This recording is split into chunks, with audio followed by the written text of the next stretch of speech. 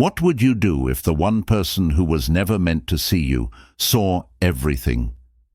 The house that night was unnaturally still, the kind of silence that wraps around you like a tight blanket, suffocating in its quietness.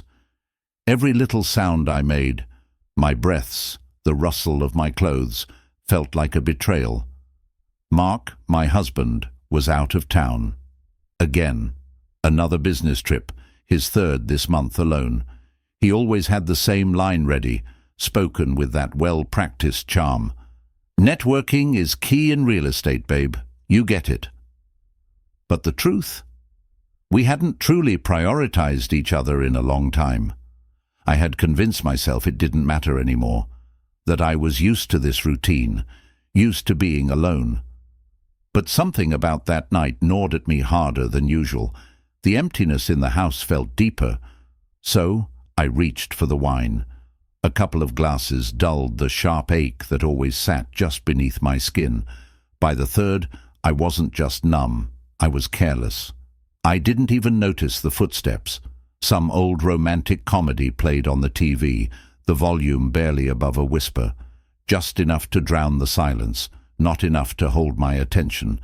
My thoughts had drifted, back to a time when Mark would look at me the way he now eyed property deals, hungry and fixated.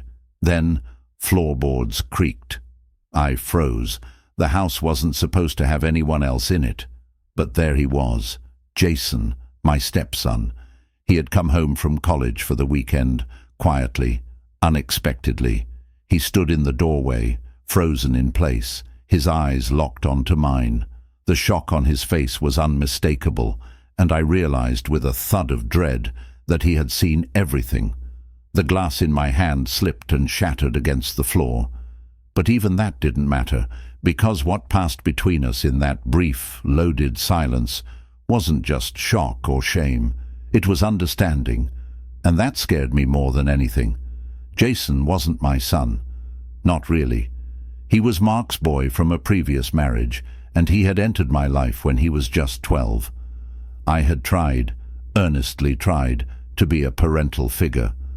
But grief, rebellion, and a silent kind of resentment built invisible walls between us. By the time he moved out for college, we were little more than courteous strangers who happened to share a roof. Now, as he stood there, his face unreadable, something had changed. Something subtle, something dangerous. It wasn't lust, not exactly. It was power.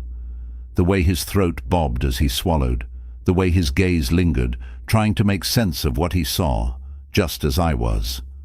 Neither of us spoke. He turned first, voice low, muttering something about forgetting his charger. A weak excuse. We both knew it.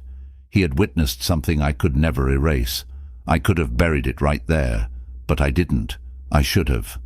That night, lying in bed, heart still racing, I heard it. A knock, software, hesitant. I could have ignored it, pretended to be asleep, sent him away with a sharp word and a firm reminder of boundaries. But I didn't. I opened the door. The hallway light was dim, casting shadows across his face.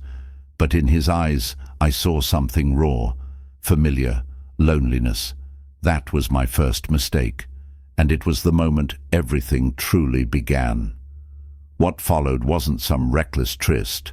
It was a spiral, a slow unraveling of guilt, temptation, and consequence. And by the time I realized just how far I'd let myself fall, the damage had already been done. People ask me, how did it happen? And the truth is, maybe the version of me capable of betrayal had always been there, waiting, watching, biding her time. But if you really want to understand, then let me start at the beginning. It all started before I ever met Mark, before I ever thought of what a life with him and his son would look like. It started when I was a different person, one who believed in fairy tales and perfect endings. I was 34 when I met him. I had just come out of a difficult divorce. My ex-husband, David, had been a man who couldn't see me, not truly. He had seen me as something to fill the silence between business deals and late nights at the office. He hadn't understood me, and I hadn't understood myself either. Mark was different, or so I thought. He was successful, confident, charming, the kind of man who made you feel like you were the only person in the room. He was always full of stories about his work, his deals, his future plans. But somewhere along the way, I stopped feeling like I was a part of his plans. It wasn't all at once. At first, it felt like we were building a life together. He was a real estate broker with a sharp mind for business. He had a son, Jason, from his first marriage. Jason was 12 when I met him. He was quiet, a little distant, and a lot like Mark. Distracted. I tried. God, I tried. I made lunches for Jason. I drove him to soccer games. I tried to fill the role of a mother, but it was a role neither of us truly wanted. Grief is a stubborn thing. It stays with you like a shadow, shaping the way you see the world, the way you interact with people. Jason's grief over his mother's passing built walls between us. And Mark was there, but only physically. His presence was always shadowed by his work, by the deals that took him away, by the promises he made that were never kept. By the time Jason left for college, we had become two strangers in a house we used to call a home. There were no fights, no arguments, just silence. The kind of silence that stretches long and wide between you until you forget what it was like to feel connected. But I kept telling myself it was okay. I was used to being alone.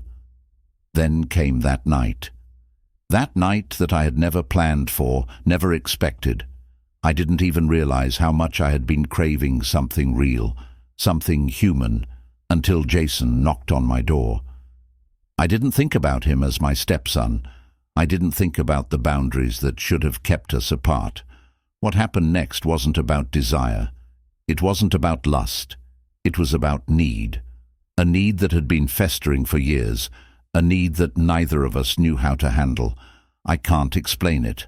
I can't justify it. But I know that the moment Jason stepped into my life like that, everything changed. I should have stopped. I should have closed the door, sent him away.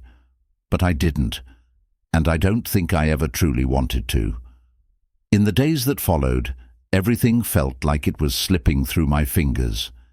Every glance, every touch, every moment we shared felt like it was both too much and not enough.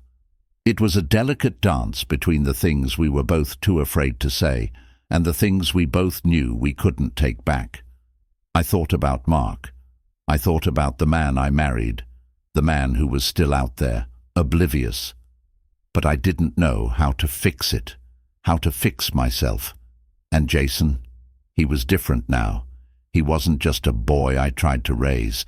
He was someone I couldn't understand, someone I couldn't let go.